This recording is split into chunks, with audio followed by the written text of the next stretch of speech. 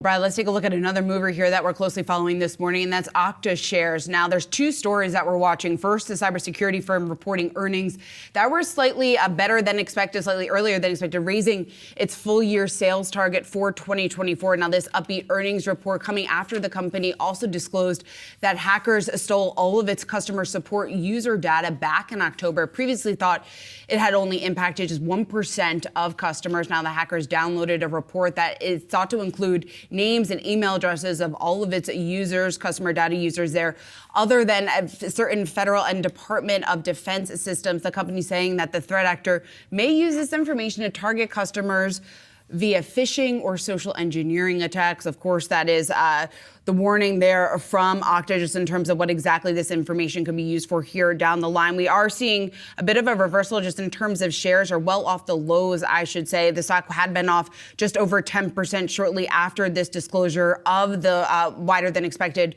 hack attack had been disclosed. Now we're looking at losses of just about 4.5%. Now, I think the question, though, for CEO Todd McKinnon is how he's going to restore some of the trust in this brand because it has been damaged because of this attack. This is not the first time that Okta has been breached. And this is a company, you and I were talking, that prides itself on security. So clearly a massive issue, you would think, here for Okta, or at least an issue here in the short term. It's a major issue for the contracts that they do have because there's a certain part of those contracts that has a service level agreement, an SLA, and part of that service level agreement that Okta has to uphold is making sure that they're doing everything in their power and also making sure that they're mitigating attacks such as this one. Now, as we're continuing to get even more about what took place within that, some of the data that's also come out from the form of the company's earnings and the third quarter financial results, current remaining performance obligations, and that's that RPO figure that is increasingly important to remember for a lot of investors out there because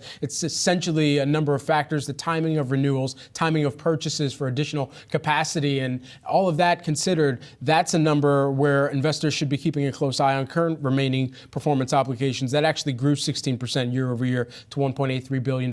Any fluctuation in that as a result of what's come to light with regard to this cybersecurity issue that the company has now disclosed, that's going to be something quarter over quarter to keep a close eye on going forward.